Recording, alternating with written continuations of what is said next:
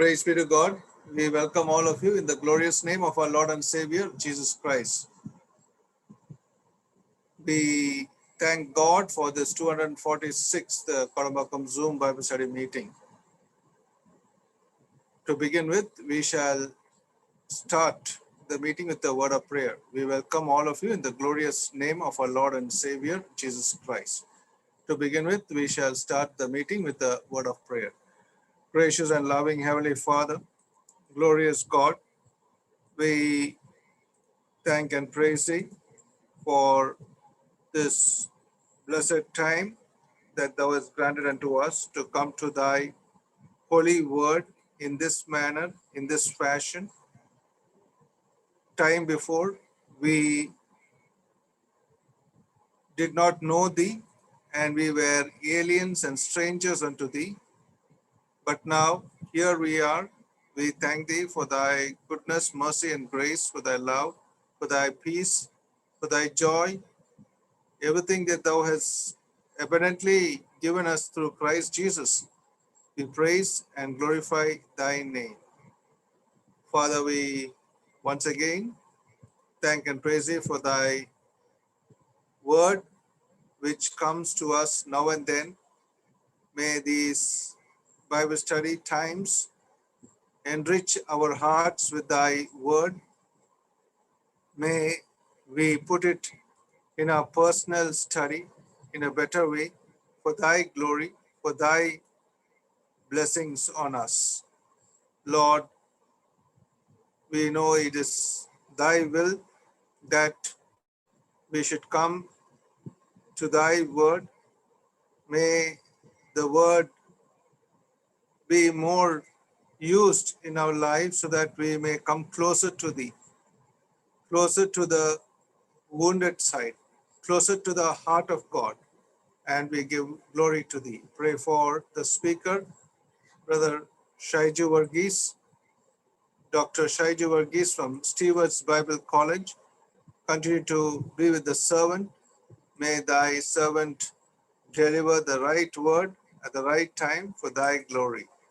Lord, we pray for the topic that has been chosen even this day. Lord, pray for the revival through the word of God. May the word of God revive us, we pray. Pray for translator, our dear brother, Evangelist Silas Subramani from Chennai. May Thy blessings be upon him. Father, we pray that Thou may use him abundantly in the days to come. Father, we pray for the singer. Lord, in the most blessed way, may Thou enable the songs to be sung so that Thy loving kindness may be lifted high through Thy word. Father, we praise Thee, we glorify Thy name. Father, now we are going into the time of singing, and after that of Thy word, may Thy blessings be upon us. Lord, we pray that the net connection and everything would be stable. We pray. We give Thee all honor and glory. We offer this prayer in the holy, righteous, and almighty name of our Lord and Savior, Jesus Christ. Amen. We praise God for this time God has granted unto us. Now we are going into the singing time. May the blessings of the Lord be with each one of us as we hear these songs. May the good Lord enable and bless us abundantly. Over to the singers now to the song.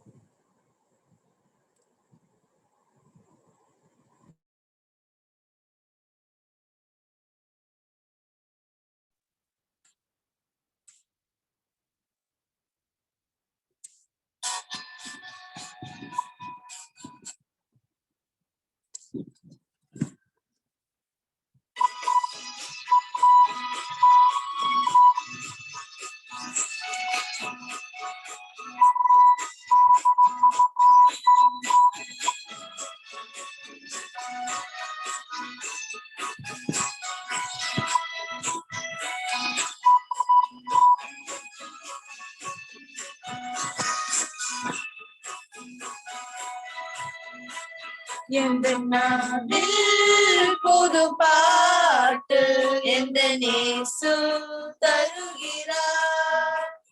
எந்த நாவில் புது பாட்டு எந்த நேசு தருகிறார். ஆனந்தம் கொள்ளுவேன் அவரை நான் பாடுவேன் உயிருள்ள நாள் வரையில்.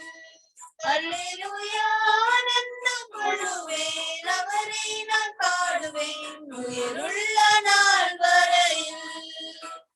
எந்த நாவில் புது பாட்டு எந்த நேசு தருகிறார். இருள் என்னை வந்து சுடு கொள்கையில் தேவநாம தீபமாய் என்னை தேற்றினார்.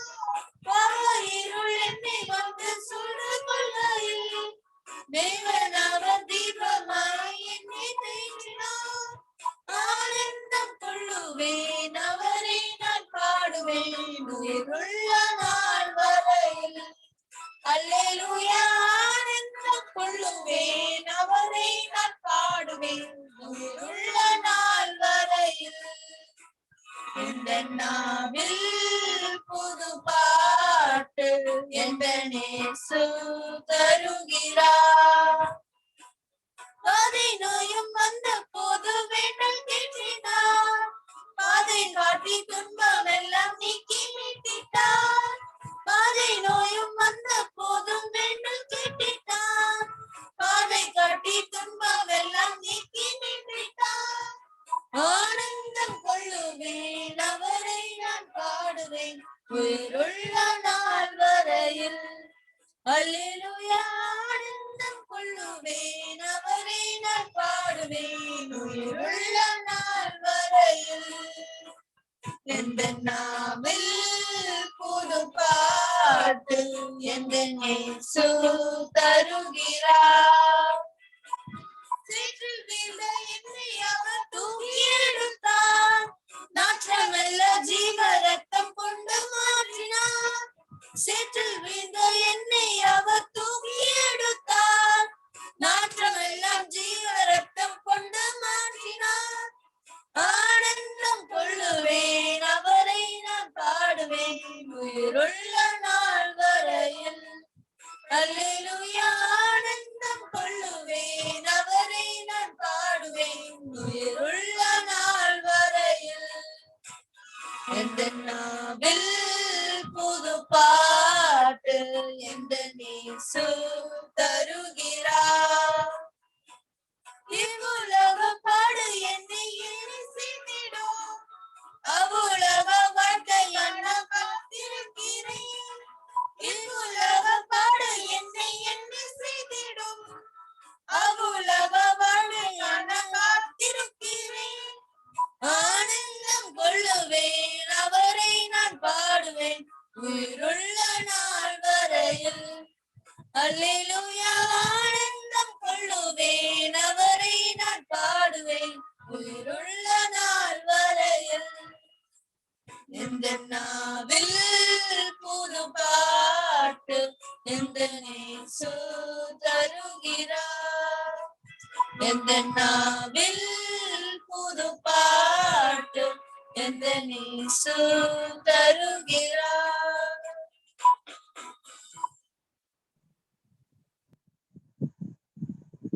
I thank God for those song, for that song. Now I request one more song from Brother Vijaya Bharani from Kadalur district. May the good Lord lead him with one song. Over to Kadalur district, Brother Vijaya Bharani.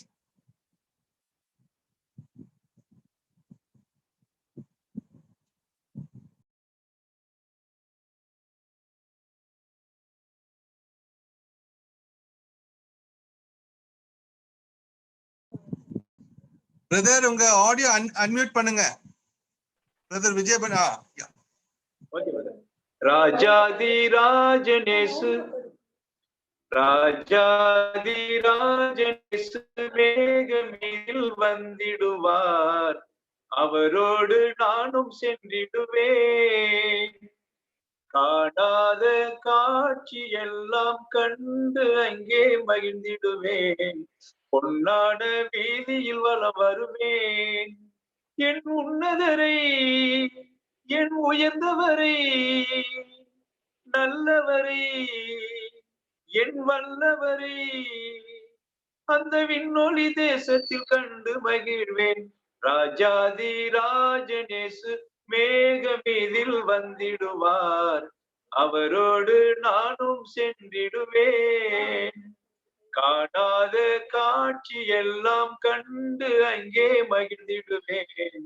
பொன்னான வீதியில் வலம் வருவேன். ஜீவ கனியை நானும் அங்கே புசிப்பேன். ஜீவ நதியில் நானும் தாகம் தீர்ப்பேன். ஜீவ கனியை நானும் அங்கே புசிப்பேன். ஜீவ நதியில் நானும் தாகம் தீர்ப்பேன். தூதர்கள் பணிவிட செய்திடுவார். தூயவர் என்னை அணைத்திடுவார். தூதர்கள் பணிவிட செய்திடுவார். தூயவர் என்னை அணைத்திடுவார். ஆண்டாண்டு காலமாக அவரின் மடியில் ஆளுக செய்வேன். ராஜாதி ராஜனேசு மேகமீதில் வந்திடுவார். அவரோடு நானும் சென்றிடுவேன். காணாத காட்சி எல்லாம் கண்டு அங்கே மகிழ்ந்திடுவேன். பொன்னான வீதியில் வலம் வருவேன். வெண்குரு தோலை பிடித்து பவனி வருவேன். வெள்ளை அங்கி தரித்து தேவனை தொழுவேன். வெண்குரு தோலை பிடித்து பவனி வருவேன். வெள்ளை அங்கி தரித்து தேவனை தொழுவேன். முள்முடி சூடிய இயேசுவிடம் பொன்முடி சூடிய மகிழ்ந்திடுவேன். முள்முடி சூடிய இயேசுவிடம் பொன்முடி சூடிய மகிழ்ந்திடுவேன். ரட்சிக்கப்பட்டோர் அங்கே ஜீவ ஒளியில் நடந்திடுவார்கள். ராஜாதி ராஜனேசு மேகமீதில் வந்திடுவார். அவரோடு நானும் சென்றிடுவேன். காணாத காட்சி எல்லாம் கண்டு அங்கே மகிழ்ந்திடுவேன். பொன்னான வீதியில் வலம் வருவேன். என் உன்னதரை, என் உயர்ந்தவரை, நல்லவரை, என் வல்லவரை அந்த விண்ணொளி தேசத்தில் கண்டு மகிழ்வேன். ராஜாதி ராஜனேசு மேகமீதில் வந்திடுவார். அவரோடு நானும் சென்றிடுவேன். காணாத காட்சி எல்லாம் கண்டு அங்கே மகிழ்ந்திடுவேன். பொன்னான வீதியில் வருவேன்.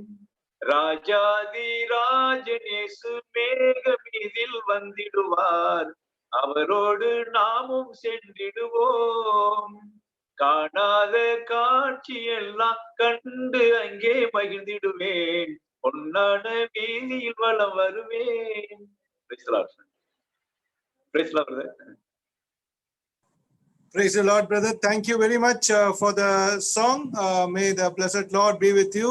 Brother Vijay Bharani from Kadalur district. May the Lord bless you, your family, and the assembly where you are in fellowship with. And we welcome all of you in the glorious name of our Lord and Savior, Jesus Christ. We also welcome on behalf of the Kodambakam Christian Brethren Assembly and the GLM Bookshop Ministries in Chennai, both at the same address, postal address, at the same compound. Now we have with us Evangelist Shaiju Varghese from Stewart's Bible College.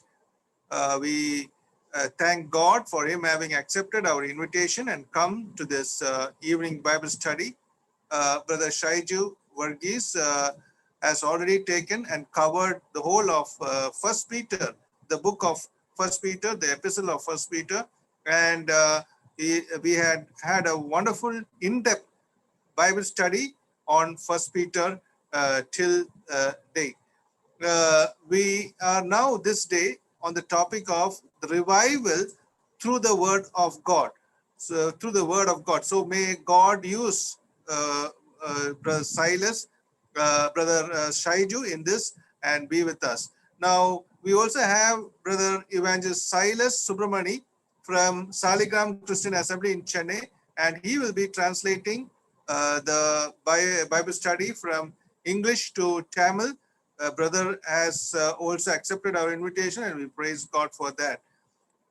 Now we have with us for the blessing of the Bible study, Brother Emmanuel Joseph from Karur.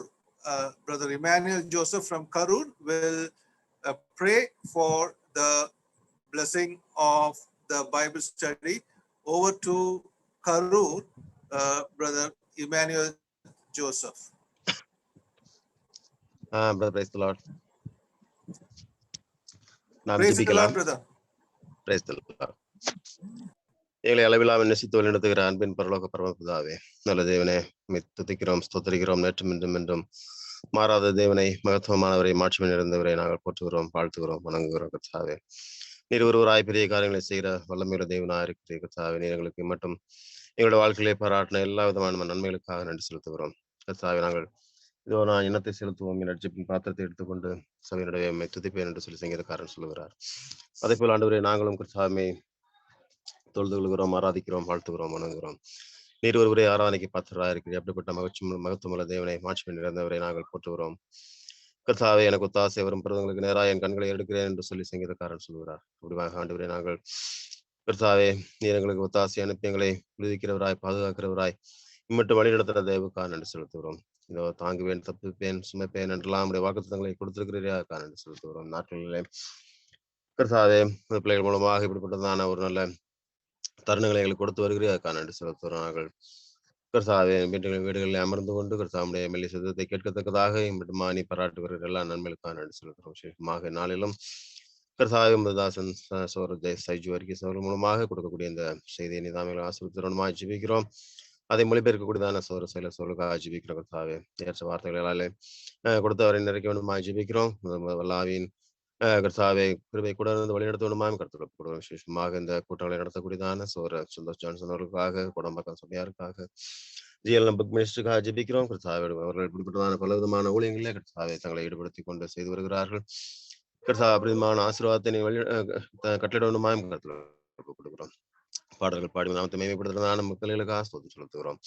ஒரு நாட்களில் என்ன கர்த்தாவே, உமக்காக நாங்கள் எழுப்பி பிரகாசிக்க ஒருவருக்கும் கர்த்தாவே வேண்டிய கிருபையை தந்து ஆசீர்வாதத்தை நடத்திடலாம். விசேஷமாக இந்த நாளில் கர்த்தா ஆரம்பம் முதல் முடிவு வரையிலுமாக ஒரு கிருபை கொண்டு வழி நடத்துவதுமாக ஜெபிக்கிற இந்த விதமான இடையூறுகள் வராபடி பாதுகாத்து வழி நடத்துகிறார்கள். எல்லா துதியும் கனமும் மிக்க செலுத்துகிறோம். கர்த்தா இயேசு கிறிஸ்து நல்ல நாமத்திலே நீங்கள் ஜெபத்தை எடுக்கிறோம். ஜீவன் நல்ல பிதாவே, ஆமென். Thank you, Brother Emmanuel Joseph from Karur. Now we are going into the Bible study. Over to Brother Shaiju Varghese and Brother Silas in Chennai. May the name of the Lord be glorified. கர்த்தருடைய நாமம் மகிமைப்படுவதாக. I thank the Lord for this another opportunity to share from God's word through this ministry of Kodambakam Assembly. Kodambakkam சபையின் மூலமாக, அவருடைய ஊழியத்தின் மூலமாக இன்னும் ஒரு முறை உங்கள் மத்தியிலே தேவனுடைய வார்த்தையை பகிர்ந்து கொடுக்கும்படியான வாய்ப்புக்காக ஆண்டவருக்கு நன்றி செலுத்துகிறேன்.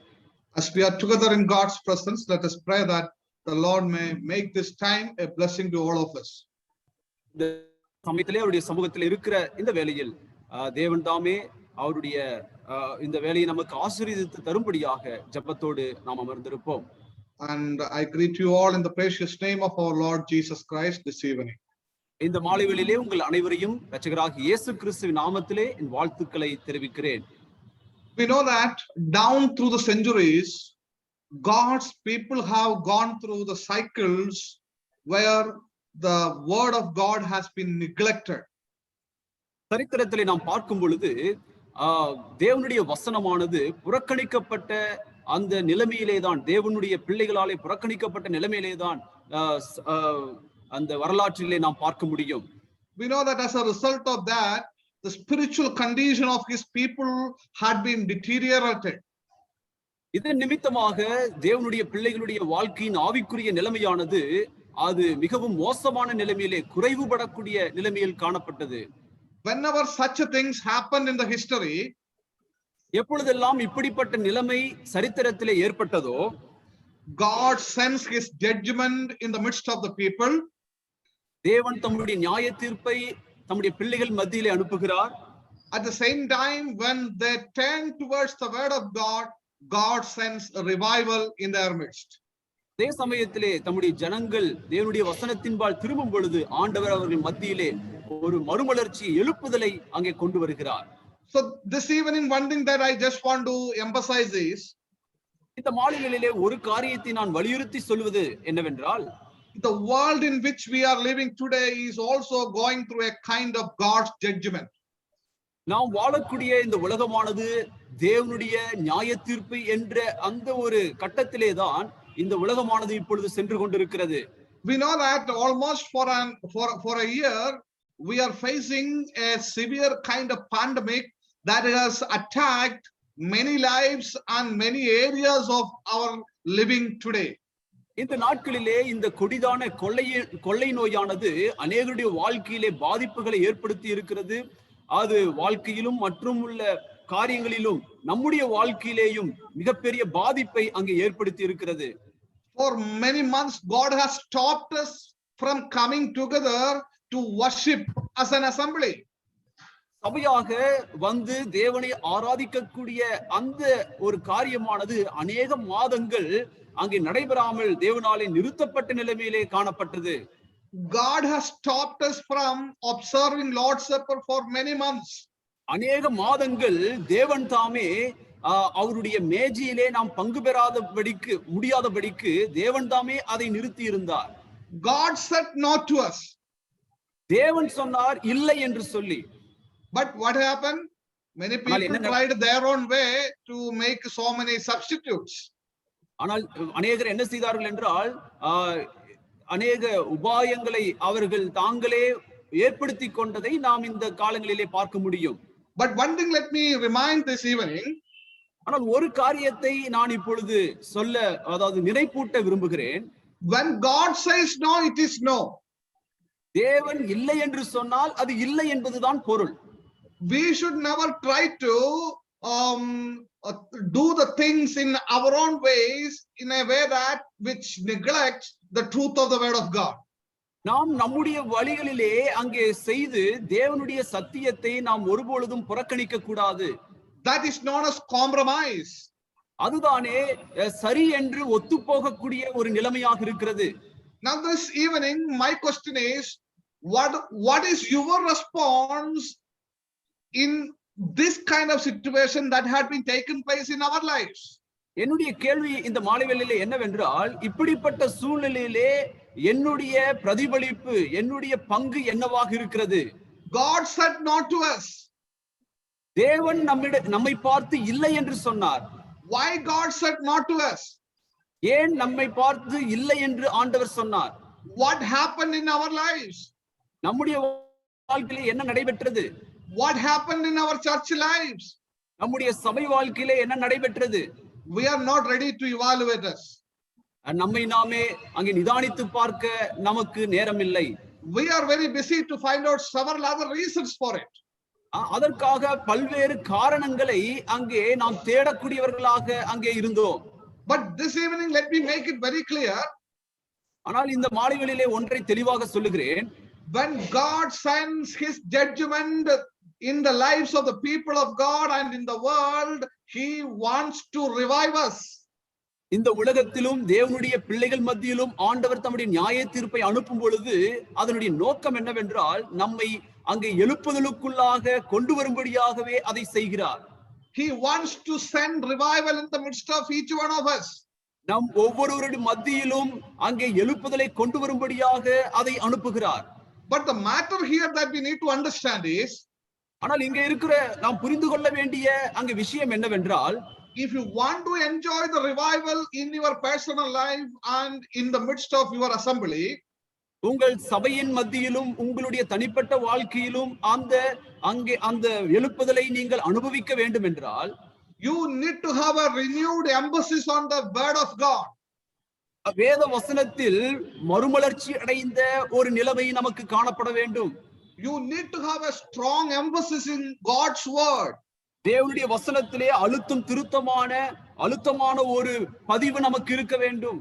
When we read through the book of Old Testament, பழைய ஏற்பாட்டின் பக்கங்களை நாம் படிக்கும்போது, when Judah went through godless reigns of many evil kings, யூத ஜனங்களானது அநேக தேவ பக்தியற்ற ராஜாக்களுடைய காலத்திலே சென்று கொண்டிருந்த அந்த சமயத்தில், we see God is sending revival through a godly King Josiah. அங்கே தெய்வீக மனிதனாகிய அங்கே யோசியாவின் மூலமாக ஒரு மிகப்பெரிய எழுப்புதலை ஆண்டவர் அங்கே கொண்டு வருகிறார். What happened there? என்ன அங்கு நடந்தது? He began to seek the Lord and his word. அவர் தேவனையும் அவருடைய வசனத்தையும் தேடும்படியாக அவர் திரும்பினார். Hilkiah the priest found a copy of God's law. அங்கே தேவனுடைய அங்கே தீர்க்கதரிசி அங்கே தேவனுடைய புத்தகத்தை அங்கே கண்டுபிடிக்கிறார். And he brought the word of God to the people of God and they repented. அங்கே தேவனுடைய மனிதர்கள் மத்தியிலே அந்த புத்தகத்தை கொண்டு வருகிறார். அங்கே மிகப்பெரிய அங்கே எழுப்புதல் உண்டாகிறது. As a result of obedience to God's word, we see a great revival had taken place in the midst of the people of God. அங்கே கீழ்ப்படிதல் நிமித்தமாக தேவனுடைய ஜனங்கள் மத்தியிலே மிகப்பெரிய எழுப்புதல் அங்கே உண்டாகிறது. Yes, God's word brings reformation. தேவனுடைய வசனமானது அங்கே எழுப்புதலை கொண்டு வருகிறது. And in the same thing we read in connection with the reformation that has taken place during the time of Martin Luther. Martin லூதருடைய காலகட்டத்திலும் அங்கே எழுப்புதலானது அங்கே ஏற்பட்டதை நாம் பார்க்கிறோம். We know that the Roman Catholic Church neglected the word of God. Roman கத்தோலிக்க சபையானது அங்கே தேவனுடைய வசனத்தை புறக்கணித்தவர்களாக இருந்ததை நாம் அறிந்திருக்கிறோம். Only their priest had access to the word of God. அவர்களுடைய அந்த மத குருமார்கள் மாத்திரமே தேவனுடைய வசனத்தின் படிக்கக்கூடிய அந்த முறைமையானது இருந்தது. The people, most of the people who attend the churches were ignorant about the content of the word of God. அங்கே சபையிலே அங்கே பங்கு பெற்ற பெரும்பாலானவர்கள் வேதத்தினுடைய முக்கியத்துவத்தை அங்கே அறியாதவர்களாக அவர்கள் இருந்தார்கள். And during those times we see John Wycliffe and William Tyndale, they labored to translate the Bible into English. இந்த சமயத்திலே ஆங்கிலத்திலே ஜான் விக்லிஃப் கிண்டல் என்கின்ற நபர்கள் தேவனுடைய வசனத்தை அங்கே ஆங்கிலத்திலே மொழிபெயர்த்தார்கள். Then we see Martin Luther translated Bible into German. Martin Luther வேதாகமத்தை ஜெர்மன் மொழியிலே அங்கே மொழிபெயர்த்தார். John Calvin started to preach the expository messages, explaining God's word and applying it into the lives. அங்கே ஜான் கால்வின் அங்கே வேதாகமத்தை சரியான விதத்திலே அங்கே வியாக்கியானம் செய்யக்கூடிய முறையை அவர் முதலாவதாக பின்பற்றி அவர் போதித்தார். இதன் மூலமாக அநேகருடைய வாழ்க்கையிலே மாற்றங்கள் அங்கே ஏற்பட்டது. As a result of that, great reformation took place in the history. இதன் நிமித்தமாக சரித்திரத்திலே மிகப்பெரிய எழுப்புதலானது அங்கே ஏற்பட்டது. The theme of the reformation during the time of Martin Luther was sola scriptura, scripture alone. அங்கே மார்ட்டின் லூதருடைய அந்த சமயத்திலே வேதாகமத்தினுடைய முக்கிய கருப்பொருள் ஆக அவர்கள் வலியுறுத்தியது தேவனுடைய வசனம் மாத்திரமே என்பது அங்கு வலியுறுத்தப்பட்டது. So when the people return to the word of God and obey the word of God, there comes the revival in their lives. அங்கே தேவ ஜனங்கள் தேவனுடைய வசனத்தின் அங்கே கீழ்ப்படிதலுக்குள்ளாக திரும்பும் பொழுது அங்கே அவருடைய மத்தியிலே மிகப்பெரிய எழுப்புதலானது அங்கே ஏற்பட்டது. So this evening I would like to take your attention to Nehemiah chapter 8. இந்த மாலைவேளையிலே உங்கள் அனைவருடைய கவனத்தையும் நெகேமியா 8ஆம் அதிகாரத்திற்கு நேராக திருப்ப ஆசைப்படுகிறேன். There we read about the role of God's word in the spiritual revival. ஆவிக்குரிய எழுப்புதலிலே தேவனுடைய வசனத்தினுடைய பங்கு என்ன என்பதை அங்கே நாம் பார்க்கிறோம். The role of God's word in spiritual revival. ஆவிக்குரிய எழுப்புதலிலே தேவனுடைய வசனத்தின் பங்கு என்ன? Let us read a few verses from this chapter as we proceed with the points. சில வசனங்களை நாம் அந்த குறிப்புகளுக்கு படிக்கும் பொழுது அங்கே நாம் படிப்போம். As we read through verses 1 to 18, 1 18 வரையில வசனங்களை நாம் படிக்கும் பொழுது there we see how is the role of the word of God in bringing great revival in the midst of the people of God. தேவனுடைய ஜனங்கள் மத்தியிலே தேவனுடைய வசனமானது எப்படிப்பட்ட ஒரு மிகப்பெரிய எழுப்புதலை கொண்டு வந்தது என்பதை அங்கே பார்க்கிறோம்.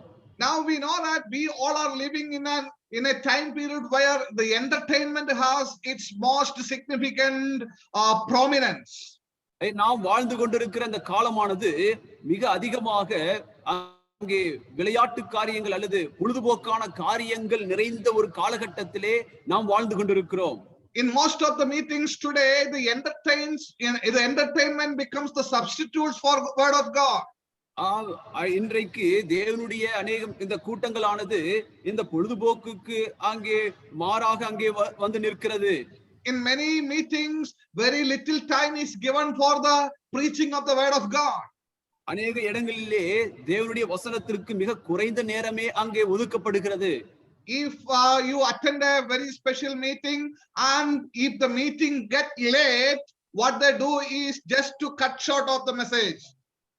நீங்கள் அங்கே பொதுக்கூட்டங்களிலே அங்கே கலந்து கொள்ளும் பொழுது அங்கே நேரம் அதிகரிக்கும் பொழுது அவர்கள் என்ன செய்கிறார்கள் என்றால் அங்கே அந்த கூட்டத்தை மிக சுருக்கமாக அங்கே முடியும்படியாக அங்கே செய்கிறார்கள். Yes, they will say, brother, there is no time, just 10 minutes for message. சகோதரரே, நமக்கு நேரம் இல்லை, செய்திக்கு 10 நிமிஷம் மாத்திரமே நீங்கள் எடுத்துக்கொள்ளுங்கள் என்று சொல்லுகிறார்கள். But there will be time for all other activities, entertainment. அங்கே பொழுதுபோக்குக்கு மிக அதிகமான நேரம் நமக்கு இருக்கிறது. But for the word of God, 10 minutes, 5 minutes, that's the situation in which we are living. ஆனால் தேவனுடைய வசனத்திற்கு 10 நிமிடம் 5 நிமிடம் இப்படிப்பட்ட ஒரு வாழ்க்கை முறைதான் இப்பொழுது நாம் சென்று கொண்டிருக்கிறோம். That's the reason why changes are not taking place in the personal life of the people. அதனாலேதான் ஒவ்வொருவருடைய தனிப்பட்ட வாழ்க்கையிலே எந்த ஒரு மாற்றமும் ஏற்படுகிறது இல்லை. That's the reason why the revival is not taking place in the midst of the people of God. அதனாலேதான் தேவனுடைய ஜனங்கள் மத்தியிலே எந்த ஒரு எழுப்புதலும் ஏற்படுகிறது இல்லை. Now if you look at the Nehemiah chapter 8, நீங்கள் நெகேமியா 8ஆம் அதிகாரத்தை பார்க்கும்போது the people they had almost 5 to 6 hours of Bible reading and preaching. அங்கே 5 to 6 மணி நேரங்கள் வேத வசனத்தை வாசித்து அங்கே பிரசங்கம் நடைபெறுகிறது. And also this Bible reading and preaching taken place at the request of the people. இந்த வேத வாசிப்பும் பிரசங்கமும் ஜனங்களுடைய வேண்டுதல் நிமித்தமாக அது இந்த 5 மணி நேரம் 6 மணி நேரம் நடைபெறுகிறது. And at the same time, if you have carefully noticed, we see that all these time the people were standing, they stood all time. நீங்கள் கவனமாக நீங்கள் அங்கே பார்க்கும் பொழுது இந்த காரியங்கள் நடைபெறும் பொழுது ஜனங்கள் அனைவரும் எழுந்து நின்று கொண்டிருக்கிறதை நாம் அங்கே பார்க்கிறோம். Can you see that? அங்கே அதை உங்கள 5 to 6 hours of reading and Bible preaching, they are standing and listening to it.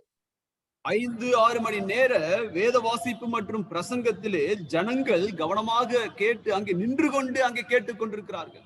Not only that, அது மாத்திரமல்ல, they came back next day morning for the same Bible reading and preaching.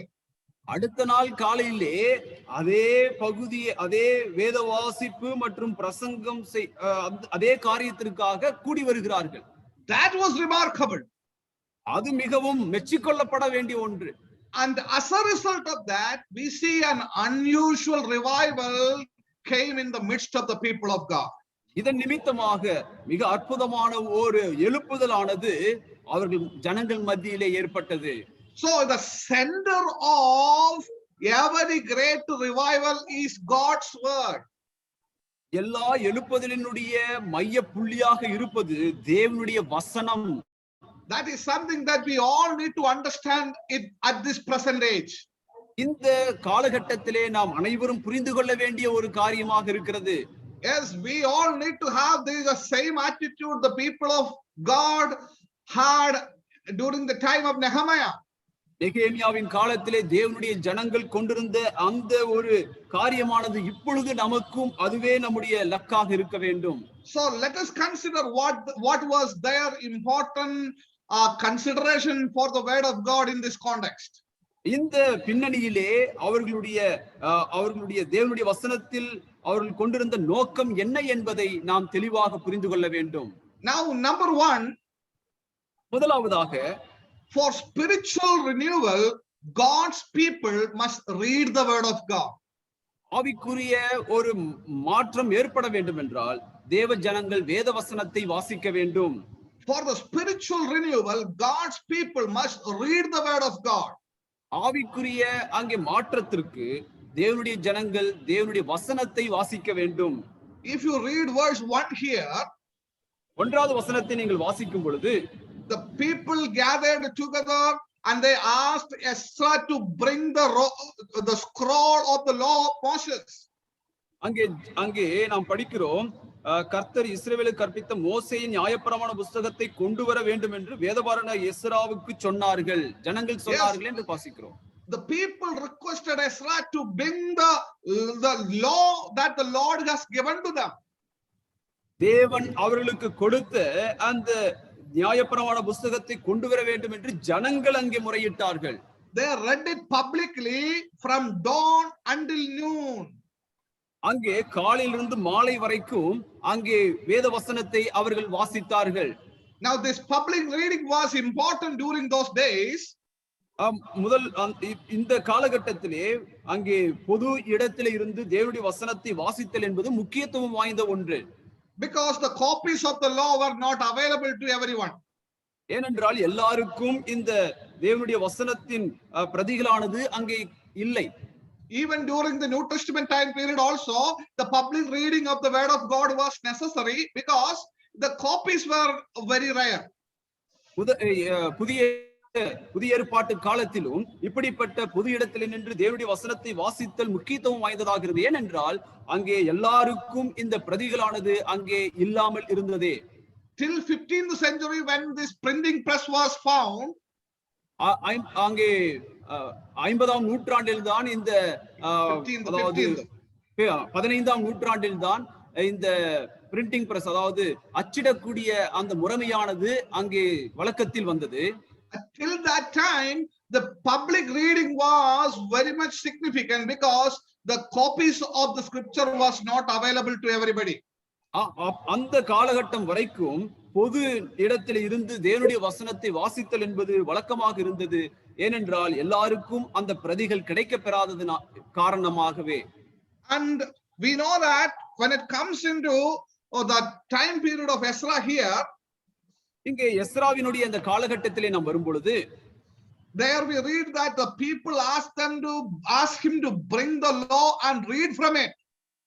அங்கே ஜனங்கள் அங்கே நியாயப்பிரமாணத்தை கொண்டு வர சொல்லி அங்கே படிக்கும்படியாக சொன்னார்கள்.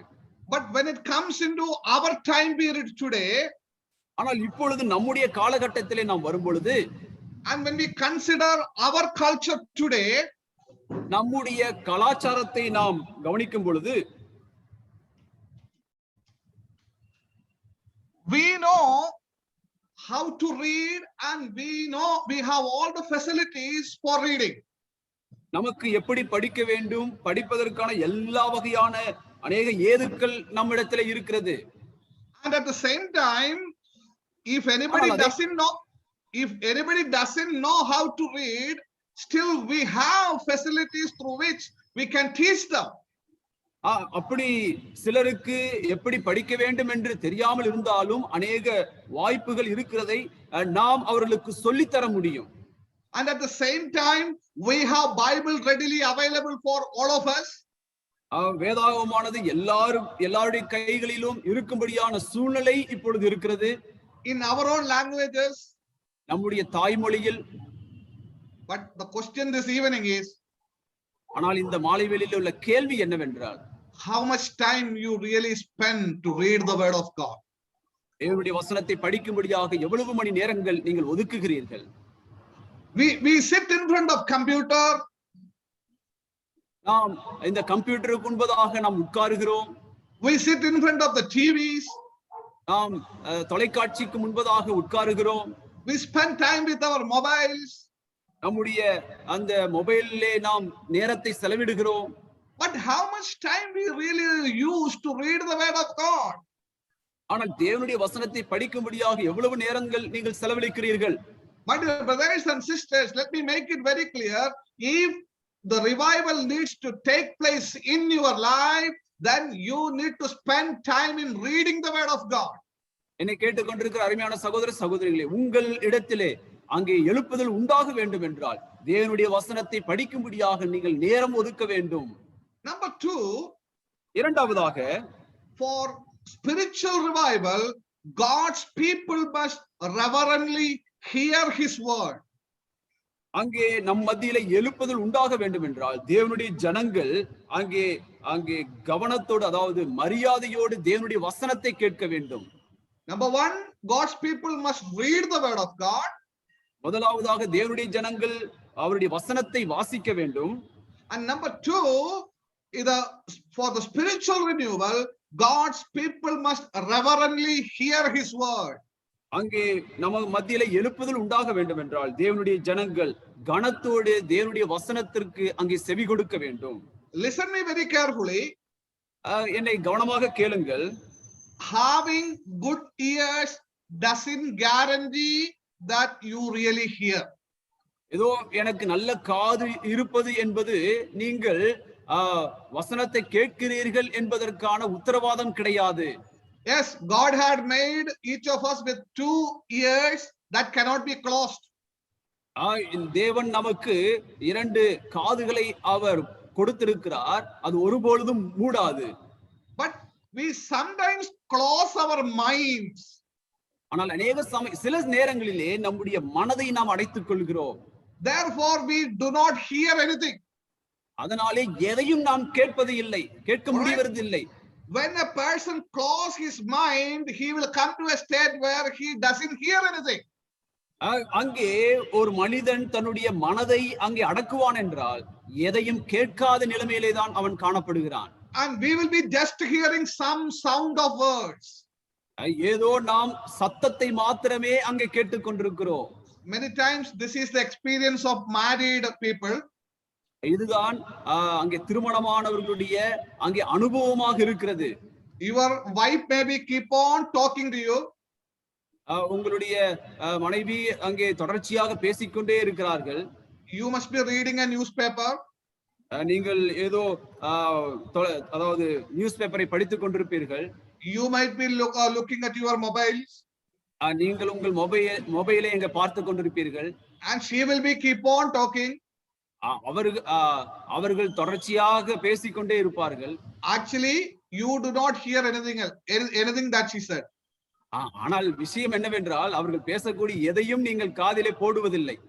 But the same evening when you come back from work to home, நீங்கள் வேலையிலிருந்து அங்கே மாலை வேளையிலே உங்கள் வீட்டுக்கு வரும்போது, then you will see the result, isn't it? அப்பொழுது நீங்கள் அதற்கான பலனை நீங்கள் பார்ப்பீர்கள் இல்லையா? She must have been talking about something you must bring in the evening, but you did not hear it. மாலை வேளையிலே ஏதாவது நீங்கள் வாங்கி கொண்டு வர வேண்டும் என்று சொல்லி இருப்பார்கள். காலையிலே நீங்கள் கேட்காததினாலே எதையும் நீங்கள் வாங்காமல் வந்திருப்பீர்கள். So you closed your mind towards her talking, instead you were listening something else. அவர்களுடைய பேச்சுக்கு நீங்கள் அங்கே செவிசாய்க்காமல் உங்கள் மனதை அடைத்துக் கொண்டீர்கள். அதனாலே அங்கே அங்கே அங்கே பிரச்சனை உண்டாகிறதை பார்க்கிறோம். This is the same thing happen many times when it comes into the word of God also. இதுதான் அநேக சமயத்திலே தேவனுடைய வசனத்தின் பக்கம் வரும்பொழுதும் ஏற்படக்கூடிய பிரச்சனையாக இருக்கிறது.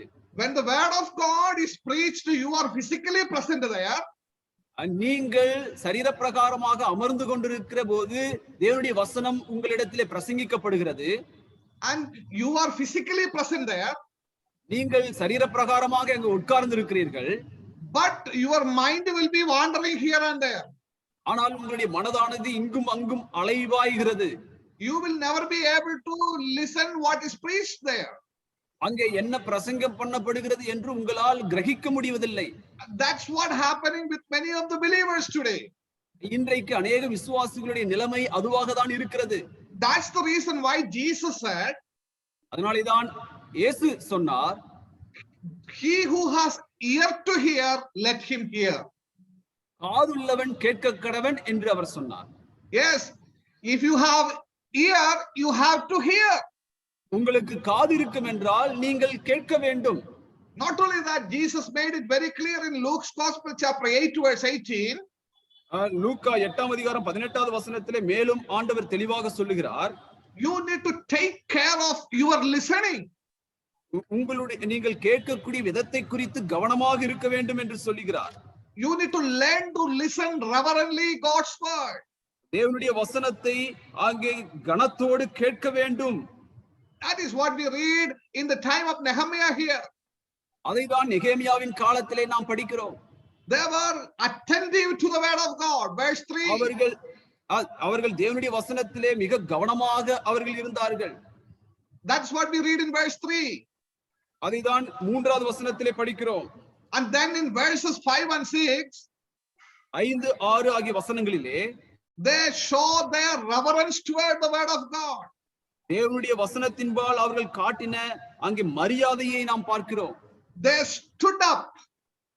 அவர்கள் எழுந்து நின்றார்கள்.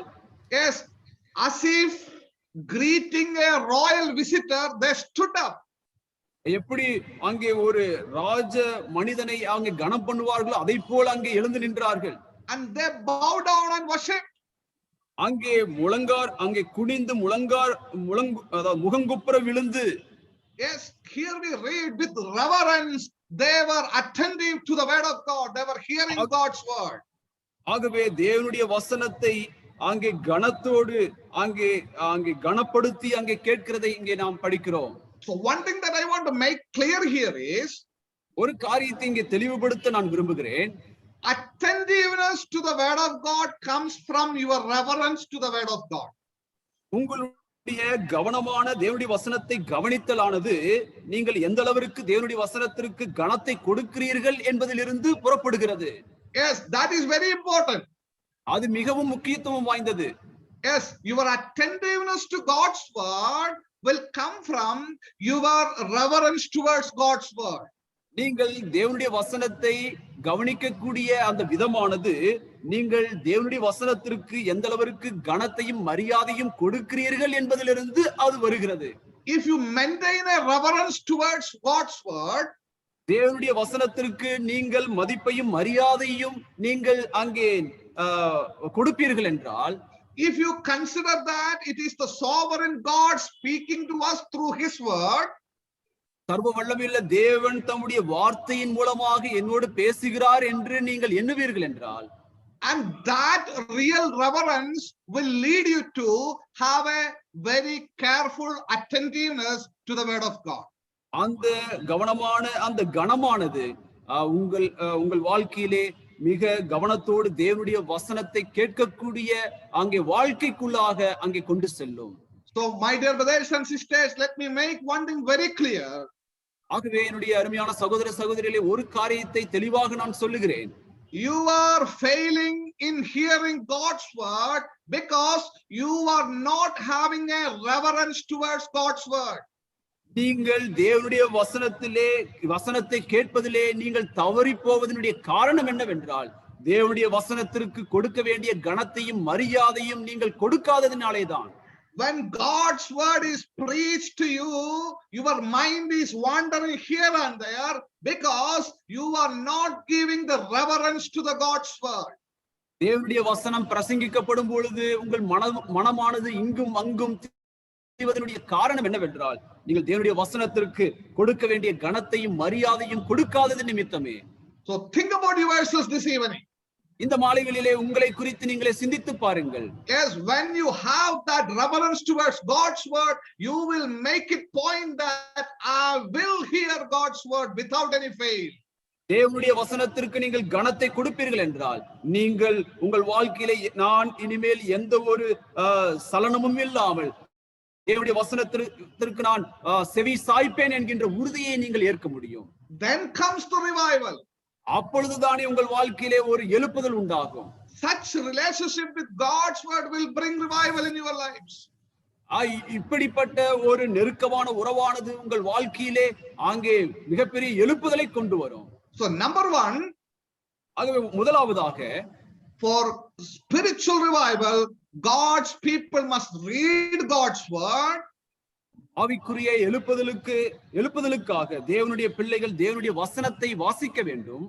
Number two, for spiritual revival, God's people must reverently hear God's word.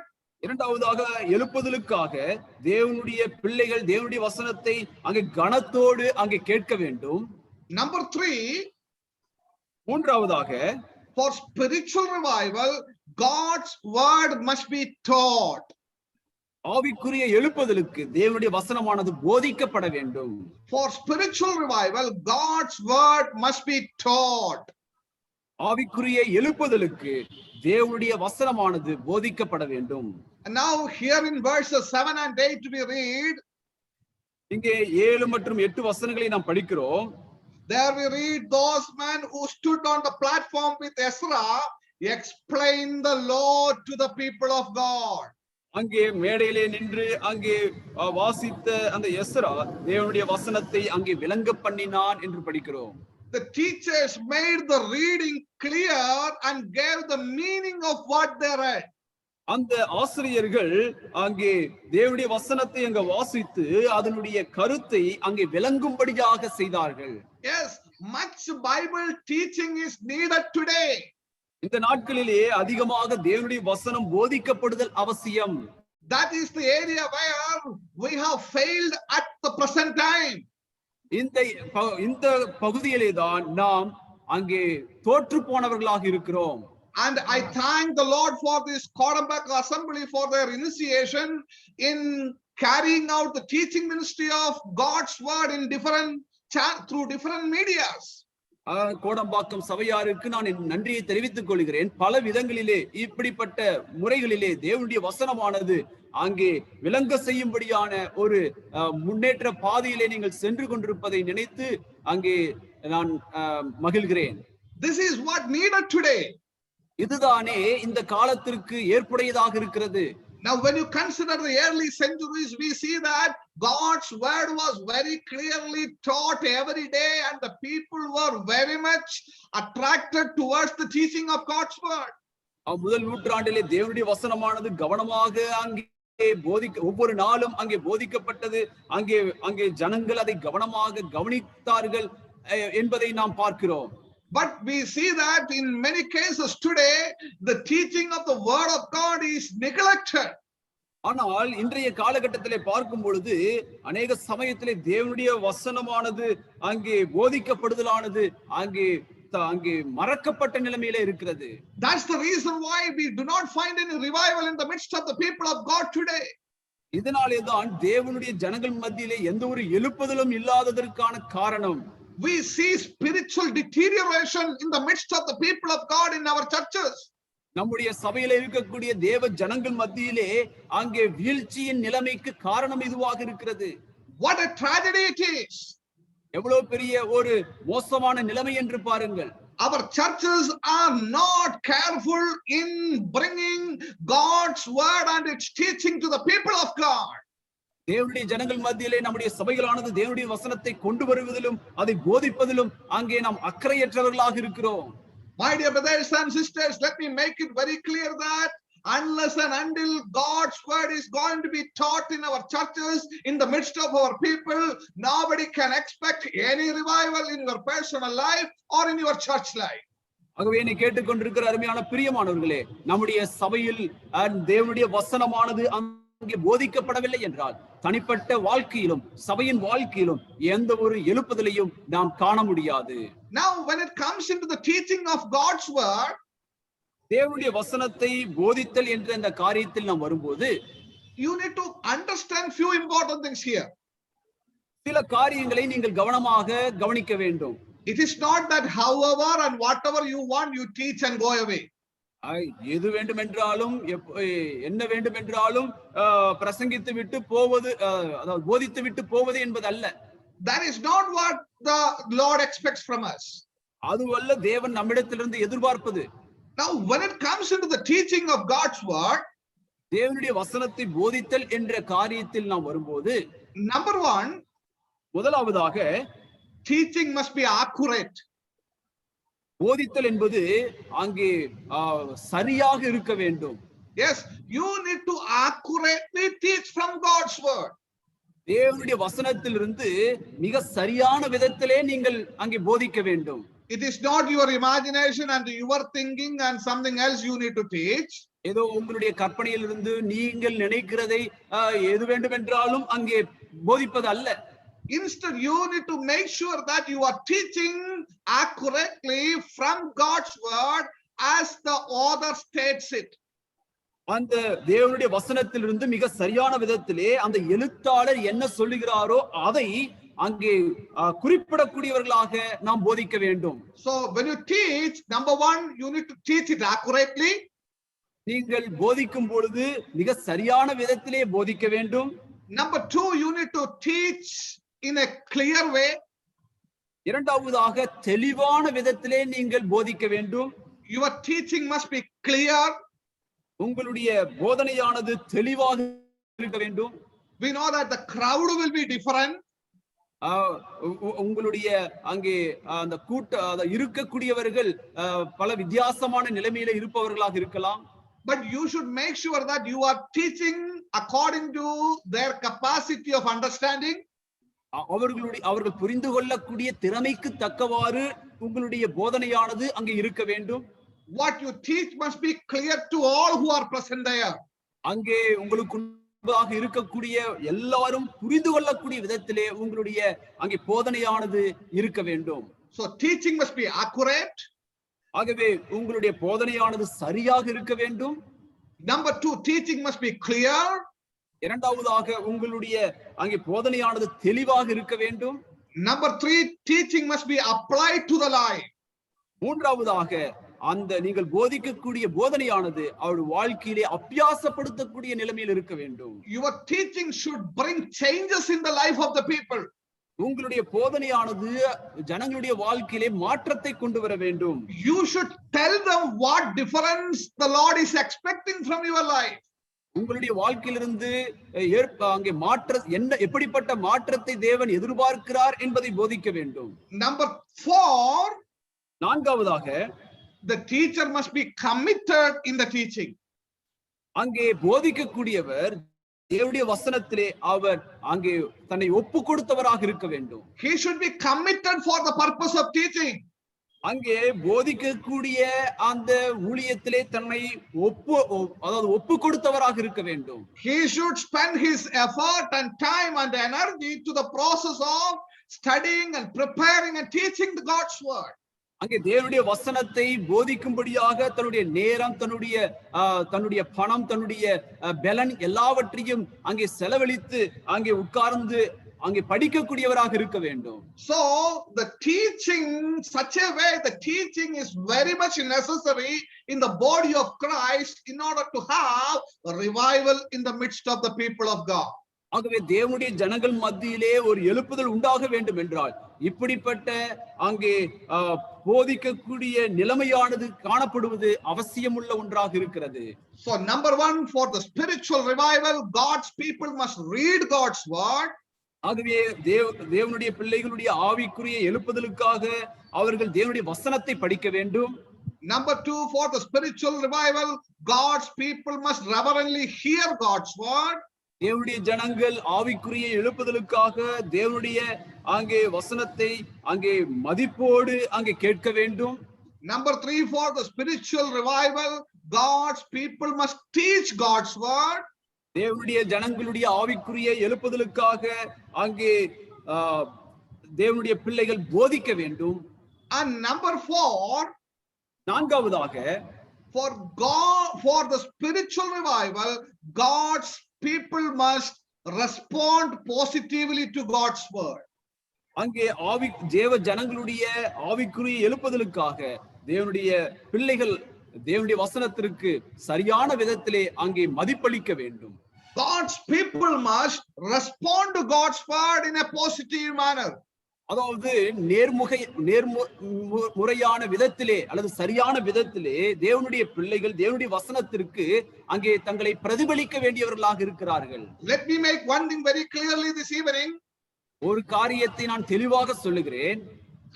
If you do not rightly respond to the word of God, தேவனுடைய வசனத்திற்கு நீங்கள் சரியாக நீங்கள் பிரதிபலிக்கவில்லை என்றால், it is going to be spiritually a dangerous matter in your life. ஆவிக்குரிய விதத்திலே மிகவும் அங்கே கவலைக்கிடமான நிலைமைதான் உங்கள் வாழ்க்கையிலே ஏற்படும். So it is very much important that what are you really doing with the word of God in your personal life? ஆகவே உங்களுடைய தனிப்பட்ட வாழ்க்கையிலே தேவனுடைய வசனத்தோடு உள்ள உங்களுடைய அந்த செயலானது எந்த விதத்திலே காணப்படுகிறது? What are you doing with the word that you read, hear and teach in your life?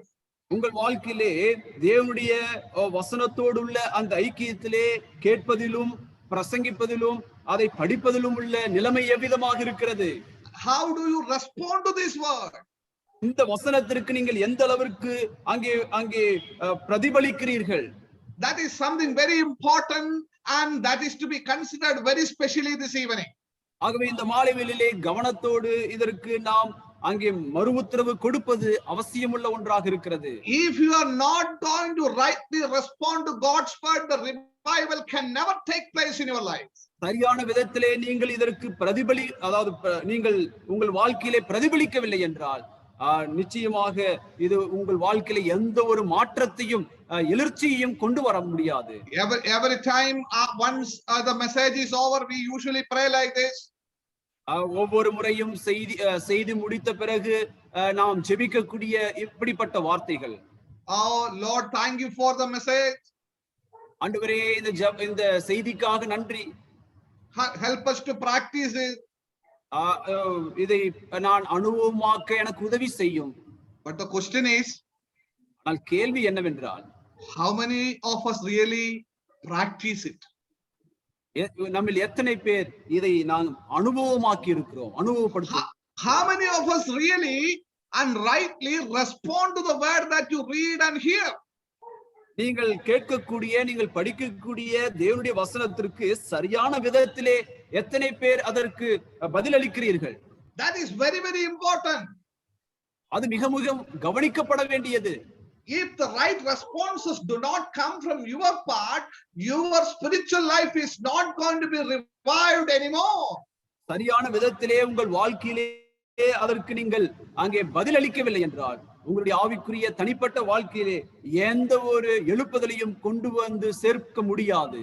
Now look at the response of the people of God here in the times of Nehemiah here. நெகேமியா காலத்திலே இருந்த ஜனங்கள் தேவனுடைய வசனத்திற்கு கொடுத்த அந்த மறு உத்தரவை பாருங்கள். Without explanation, let me highlight those things in front of you. உங்கள் மத்தியிலே எந்த ஒரு விரிவான விளக்கம் இல்லாமல் அதை மாத்திரம் குறிப்பிட்டு சொல்லி நான் போகிறேன். Here we see 5 important responses. 5 முக்கியமான பிரதிபலிப்பை இந்த இடத்திலே நாம் பார்க்கிறோம். Number 1, முதலாவதாக they responded with the repentance. அவர்கள் எவ்விதமாக பிரதிபலித்தார்கள் என்றால் மனம் திரும்பினார்கள். Yes, they responded with the repentance. அவர்களுடைய பிரதிபலிப்பானது மனம் திரும்புதலிலே இருந்தது. We read in verse 9 here. 9வது வசனத்திலே அதை படிக்கிறோம். The people wept when they heard and understood the word of God. அவர்கள் தேவனுடைய வசனத்தை கேட்டு அதை புரிந்து கொண்ட போது, when they heard the word of God, they really understood how much they have sinned against God. அவர்கள் தேவனுடைய வசனத்தை கேட்டு அதை புரிந்து கொண்ட போது நாம் எந்த அளவிற்கு தேவனுக்கு முன்பதாக பாவம் செய்திருக்கிறோம் என்பதை உணர்ந்தார்கள். When they heard the word of God and when the light of his word shined in their heart, they were able to really understand their genuine condition of sinfulness. அங்கே தேவனுடைய வசனத்தை அவர்கள் கேட்டு அவர்கள் வசனமானது அவர்களுக்குள் அங்கே பிரகாசித்த பொழுது அவர்களுடைய உண்மையான அந்த நிலைமையை அவர்கள் புரிந்து கொண்டார்கள், பாவ நிலைமையை புரிந்து கொண்டார்கள். Yes, they repented in the presence of the Lord. தேவனுடைய சமூகத்திலே அங்கே மனம் திரும்பினார்கள். My dear brothers and sisters, என்னுடைய அருமையான சகோதர சகோதரிகளே, You may be reading the word every day.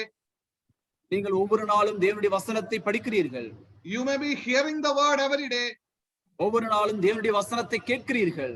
My question this evening is, இந்த மாலை வேளையிலுடைய கேள்வி என்னவென்றால், but when is the last time you repented? கடைசியாக எப்பொழுது நீங்கள் மனம் திரும்பினீர்கள்? When is the last time you repented? கடைசியாக எப்பொழுது நீங்கள் மனம் திரும்பினீர்கள்? Many times we think that there is no sin at all in our life. அநேக சமயத்திலே நாம் நினைப்பது என் வாழ்க்கையில எந்த ஒரு பாவமும் இல்லை என்று. Many times we think that there are no failures at all in my life. என் வாழ்க்கையிலே எந்த ஒரு வீழ்ச்சியும் இல்லை என்று அநேக சமயத்திலே நாம் நினைக்கிறோம். Yes, if you are going to say that, the Apostle John says you are a liar. அப்படி நீங்கள் சொல்லுவீர்கள் என்றால் உங்களுக்காக அப்போஸ்தலனாகிய யோவான் சொல்கிறார், நீங்கள் பொய்யர் என்று சொல்லி. Yes, now my question is, when is the last time you really repented in the light of the word of God that shined in your heart? எப்பொழுது கடைசியாக உங்கள் இருதயத்திலே பிரகாசித்த தேவனுடைய வசனத்திற்கு நேராக நீங்கள் மனம் திரும்பினீர்கள்? Yes, here the people of God repented.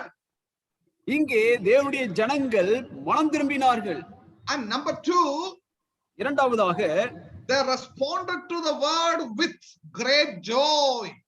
அங்கே தேவனுடைய வசனத்திற்கு மிக சந்தோஷத்தோடு அங்கே மறுஉத்தரவு சொன்னார்கள். Yes, look at that.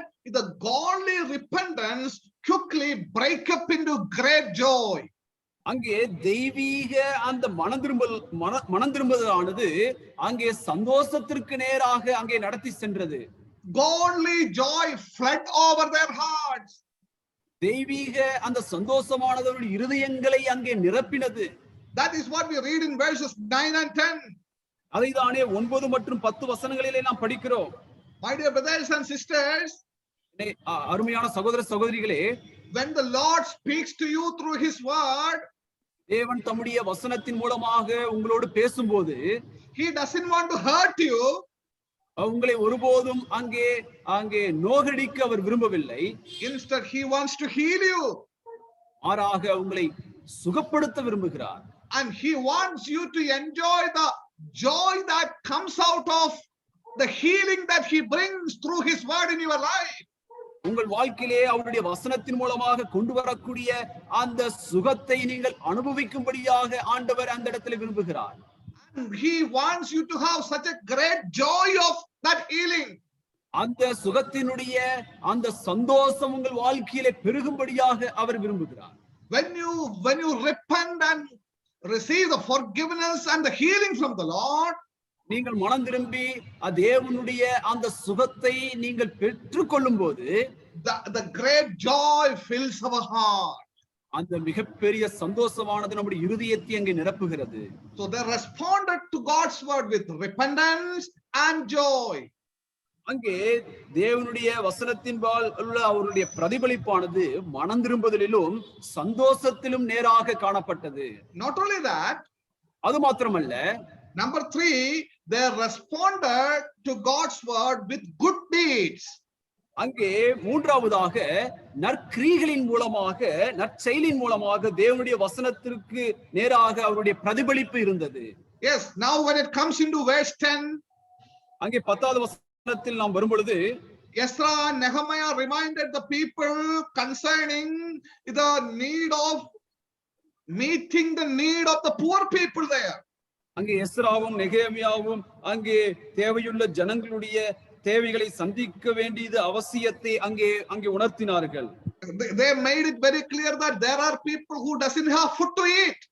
அங்கே அவர்கள் ஒரு காரியத்தை தெளிவுபடுத்தினார்கள், சில ஜனங்கள் சாப்பிடக்கூட உணவின்றி இருக்கிறார்கள் என்பதை. So you need to make sure that they are fed. That is what very much emphasized here. அந்த இடத்திலே வலியுறுத்தக்கூடிய காரியம் என்னவென்றால் அவர்களும் போஷிக்கப்பட வேண்டும் என்பதே. So one thing that I just want to emphasize here is, ஒரு காரியத்தை நான் இங்கே தெளிவாக சொல்லுகிறேன், God's word should produce compassion in our hearts for the needy people. தேவனுடைய வசனமானது தேவையோடு இருக்கக்கூடிய ஜனங்களுடைய தேவையை சந்திக்கும்படியாக நம் இருதயத்திலே அந்த எழுப்புதல் அல்லது அந்த பரிவை கொண்டு வர வேண்டும். That is the right response. அதுதானே சரியான பிரதிபலிப்பாக இருக்கும். Responded with repentance. அங்கே மனம் திரும்புதலுக்கு நேராக அவருடைய பிரதிபலிப்பு இருந்தது. Responded with joy. சந்தோஷத்தோடு உள்ள பிரதிபலிப்பு இருந்தது. Responded with good deeds. அங்கே நற்கிரியைகளின் மூலமாக உள்ள பிரதிபலிப்பு இருந்தது. And number 4, responded with obedience. நான்காவதாக கீழ்ப்படிதலோடு உள்ள பிரதிபலிப்பு அங்கே காணப்பட்டது. When they read the law of the Moses, the law made it very clear that they have to observe the feast of God. அங்கே மோசேயுடைய நியாயப்பிரமாணம் அங்கே வாசிக்கப்பட்ட பொழுது அந்த நியாயப்பிரமாணம் சொன்னது அங்கே the feast of God. தேவனுடைய பண்டிகையை நீங்கள் ஆசரிக்க வேண்டும். When we come into verse 17, we see that they made all the preparation for the feast. அந்த பண்டிகைக்கு தேவையான எல்லா காரியத்தையும் ஒழுங்குபடுத்துவதை 17வது வசனத்திலே நாம் படிக்கிறோம். That is what their obedience is. அதுதானே அவருடைய கீழ்ப்படிதல். When the law of God said something, they were ready to obey it. தேவனுடைய வசனம் ஒன்று சொன்ன பொழுது அதை செய்ய அவர்கள் தயாராக இருந்தார்கள். My dear brothers and sisters, என்னுடைய அருமையான சகோதர சகோதரிகளே, that is what the Lord expects from us, or respond to God's word with obedience. இதுதானே தேவன் நம்மிடத்தில் எதிர்பார்க்கிறார். தேவனுடைய வசனத்தின்பால் அங்கே பிரதிபலிப்போடு அங்கே காணப்பட வேண்டும் என்று. Yes, you need to respond to God's word with obedience. தேவனுடைய வசனத்திற்கு கீழ்ப்படிதலோடு உள்ள பிரதிபலிப்பு இருக்க வேண்டும். And finally, கடைசியாக in verse 18 we read, they responded to God's word with worship. அங்கே தேவனுடைய வசனத்திற்கு உள்ள அந்த பிரதிபலிப்பானது அங்கே ஆராதனையிலே அங்கே முடிகிறதை பார்க்கிறோம். That is what we read in verse 18. அதைதானே 18வது வசனத்திலே படிக்கிறோம். There was a solemn assembly on that day. They worshiped the Lord. அங்கே மிகப்பெரிய கூட்டம் அங்கே இருந்தது. அவர்கள் தேவனை ஆராதித்தார்கள். With the great gratitude and love towards God, they magnified the name of the Lord. அங்கே தேவன்பால் உள்ள அன்போடு கூடிய ஒரு ஆராதனையானது அங்கே நடைபெறுகிறது. That is what the response to God's word. இதுதானே தேவனுடைய வசனத்தின்பால் உள்ள பிரதிபலிப்பாக இருக்கிறது. Now when you respond to God's word in this manner, இப்படிப்பட்ட நிலைமையிலே தேவனுடைய வசனத்திற்கு நீங்கள் அங்கே ஒப்பு கொடுப்பீர்கள் என்றால், when you respond to God's word with this attitude, இப்படிப்பட்ட ஒரு மனநிலைமையிலே தேவனுடைய வசனத்திற்கு நீங்கள் ஒப்பு கொடுக்கும் போது, there comes the revival. அங்கேதானே எழுப்புதல் வருகிறது. My dear brothers and sisters, என்னுடைய அருமையான சகோதர சகோதரிகளே, yes, you may be reading God's word, நீங்கள் ஒருவேளை தேவனுடைய வசனத்தை படிக்கலாம், you may be hearing God's word, தேவனுடைய வசனத்தை நீங்கள் கேட்கலாம், you may be teaching God's word, நீங்கள் ஒருவேளை தேவனுடைய வசனத்தை போதிக்கலாம். but how are you responding to God's word? ஆனால் எந்த அளவிற்கு தேவனுடைய வசனத்திற்கு நீங்கள் உங்களை ஒப்பு கொடுக்கிறீர்கள்? With repentance, மனம் திரும்புதலிலே, with joy, சந்தோஷத்தோட, with good deeds, நற்கிரியைகளிலே, with obedience, கீழ்ப்படிதலிலே, with worship. ஆராதனையிலே. What's happening in your life?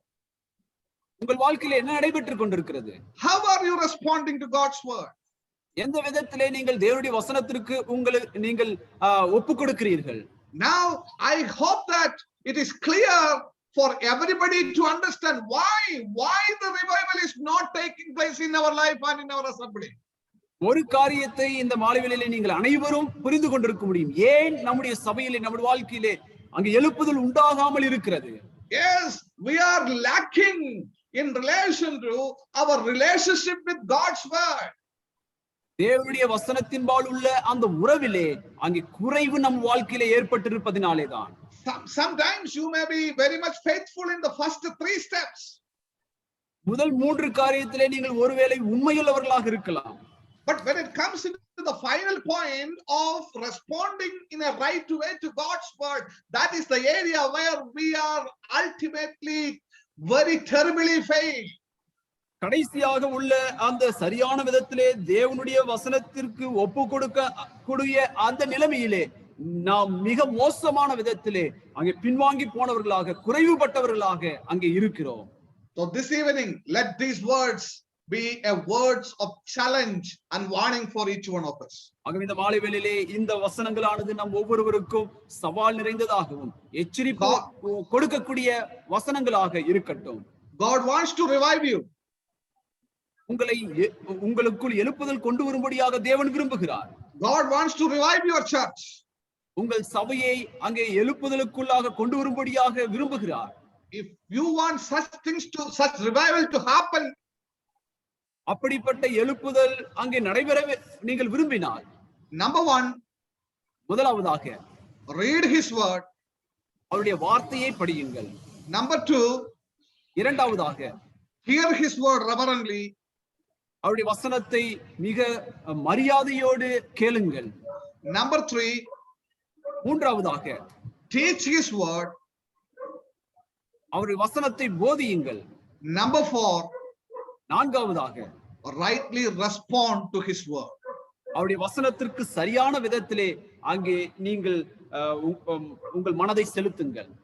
May the Lord help us to consider it very seriously, so that in the coming days there may be revival in our personal life and in our church life. ஆகவே இந்த காரியத்திற்கு நீங்கள் மிக சரியான விதத்திலே நீங்கள் பிரதிபலிப்பீர்கள் என்றால் நம்முடைய தனிப்பட்ட வாழ்க்கையிலும் சபையின் வாழ்க்கையிலும் அங்கே எழுப்புதல் நிச்சயமாக உண்டாகும். May the name of the Lord be glorified. தேவனுடைய நாமம் மகிமைப்படுவதாக. Amen. Thank you, Brother Shaiji Varghese, for the blessed message God has enabled you to bring this evening. We are sure that the revival or great awakening or reformation or movement, all this is dead.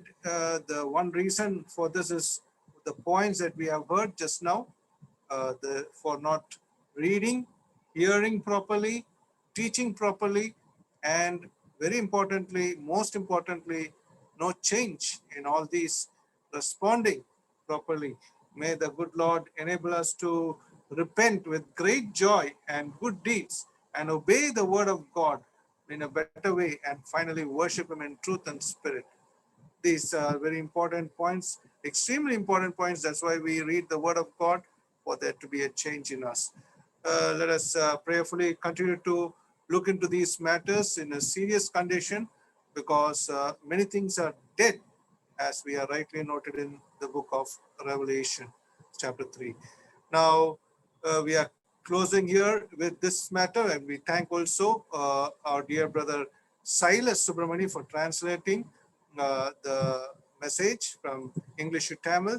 May the blessed Lord be with both of them, Brother Shaiji Varghese and Brother Silas, for bringing the right words at the right time for each one of us. We also thank all the participants for joining and for God having encouraged you. Definitely there would have been correction, and definitely you would all take this into your life and positively and in a great Christian attitude for the glory of God. Now, we also thank the singers for singing the songs, My Children, and also Brother Vijay Bharani from Kadalur district. May the blessed Lord be with the evangelist, Brother Vijay Bharani. Once again, we praise God for him. Now, we are closing the meeting here. I request Brother Nagarajan Velu, the elder of Karaikudi Assembly, to close in with a word of prayer. Over to Brother Nagarajan Velu. We request him to close the meeting with a word of prayer. Praise the Lord, brother. Praise the Lord, brother. Let us pray. நல்ல ஆண்டவரே, இந்த அருமையான நாளுக்காக நாங்கள் துதிக்கிறோம். பிதாவே, இந்த நாளுடைய இந்த மாலை வேளைக்காக ஸ்தோத்திரம். இந்த நேரத்தில் கூட கர்த்தாவே, நீர் எங்களோடு கூட பேசின நம்முடைய வார்த்தைகளுக்காக நாங்கள் நன்றி செலுத்துகிறோம். உங்களுடைய தாசனை ஆண்டவரே நீர் எடுத்து வல்லமையாக பயன்படுத்தினதற்காக ஸ்தோத்திரம். கர்த்தருடைய வார்த்தையை குறித்து ஆண்டவரே எங்களோடு கூட அவர் ஆண்டவரே மிக தெளிவாக ஆண்டவரே பேதுரு எழுதின அந்த நிருபத்திலிருந்து ஆண்டவரே அவர் பேசினதுக்காக நாங்கள் நன்றி செலுத்துகிறோம். கிட்டத்தட்ட அந்த அதிகாரத்தினுடைய பல காரியங்களே பல கோணங்கள்ல கடந்த காலங்களில் எங்களோடு கூட அவர் பேசியிருக்கிறார். ஆவியானவர் தாமே ஆண்டவரே நீர் அவர் மூலமா எங்களிடத்துல இடைப்பட்டதற்காக நாங்கள் உமக்கு நன்றி செலுத்துகிறோம். இப்பொழுதும் ஆண்டவரே எவ்விதமாய் கர்த்தாவே உங்கள் வசனத்தை நாங்கள் ஏற்றுக்கொண்டு அவ்விதமாய் கர்த்தாவே எங்கள் வசனத்துக்கு நாங்கள் கனம் கொடுத்து ஆண்டவரே அதை நாங்கள் எங்கள் வாழ்க்கையில செயல்படுத்தும் பொழுது கர்த்தர் பெரிய காரியங்களை பெரிய ஆண்டவரே எழுப்புதலே எங்கள் வாழ்க்கையில சபையில எங்கள் தனிப்பட்ட நிலைமையில நீர் கொண்டு வருகிறீர் என்று சொல்லி நாங்கள் பார்க்கிறோம். அந்த மாதிரி நிலைமையில கர்த்தருடைய வசனத்துக்கு கொடுக்க வேண்டிய கனத்தை கொடுத்து ஆண்டவரே அது சரியான நிலையில வாசிக்க சரியான முறையில் நாங்கள் ரெஸ்பாண்ட் பண்ணக்கூடியவர்களா இருக்கத்தக்கதாக ஆண்டவரே நம்முடைய பிள்ளைகள் ஒவ்வொருவரையும் நீர் பலப்படுத்த வேண்டுமா நாங்கள் வேண்டல் செய்கிறோம். இந்த நாளில் கூட இணைப்பில இருந்த ஒவ்வொருவருக்காக நாங்கள் செபிக்கிறோம். ஆண்டவரே நம்முடைய பிள்ளைகள் ஒவ்வொருவரையும் நீர் பேர் பேராய் ஆசீர்வதிப்பீராக. கேட்ட வசனங்கள் அவர்களுக்குள்ளாக ஆண்டவரே பலன் தர நீ உதவி செய்ய வேண்டுமா நாங்கள் வேண்டல் செய்கிறோம். நம்முடைய தாசனை எடுத்து பயன்படுத்தினதற்காக ஸ்தோத்திரம். ஆண்டவரே அவருக்குன்னு தேவையான கிருபைகளை தாரும். அதுபோல சைலஸ் அவர்களுக்காக ஸ்தோத்திரம். அவர்களும் அந்த நல்ல தமிழில ஆண்டவரே செய்தி எங்களுக்கு மொழிபெயர்த்து கொடுத்ததற்காக நாங்கள் நன்றியோடு கூட துதிக்கிறோம். அந்த சகோதரருக்கு வேண்டிய கிருபைகளை நீ கொடுக்க வேண்டுமா நாங்கள் கெஞ்சுகிறோம். கொடம்பாக்க திருச்சபைக்காக ஸ்தோத்திரம். எடுக்கக்கூடிய எல்லா பிரயாசங்களுக்காக நன்றி செலுத்துகிறோம். கர்த்தருடைய பிள்ளைகளுடைய ஆவிக்குரிய முன்னேற்றத்திற்காக அவர்கள் எடுக்கக்கூடிய இந்த எல்லா விதமான காரியங்களும் தேவனுடைய கிருபை அதிகமா இருக்க வேண்டுமா நாங்கள் கெஞ்சுகிறோம். இந்த இரவில் எங்களோடு கூட இருந்து எங்களை ஆசீர்வதிக்க வேண்டுமா நாங்கள் விண்ணப்பம் செய்கிறோம். எங்களை தாழ்த்தி இப்படி திருவுள்ள கரங்களுக்குள்ளாக ஒப்புக் கொடுக்கிறோம். சகல துதியும் கனமும் மகிமையும் நாங்கள் உமக்கே செலுத்துகிறோம். யாவற்றை எங்கள் ஆண்டவர் ரட்சகருமாய் இருக்கிற எங்கள் ஆண்டவர் இயேசு கிறிஸ்துவின் இனிய நாமத்தில் மனத்தாழ்மையோடு வேண்டிக் கொள்கிறோம் எங்கள் நல்ல பிதாவே. ஆமென். May the grace, the love of God the Father, the grace of the Lord Jesus Christ, and the fellowship of the Holy Spirit be with each one of us now and forevermore. Amen. Thank you all for joining in. May the blessed Lord be with each one of us. God willing, we shall meet tomorrow evening at the same time at 6:45. Brother Evangelist Nanaville, he will continue with the subject of brotherly love. And let us come with a prayerful heart. Let us pray for this tomorrow's evening meet. God bless.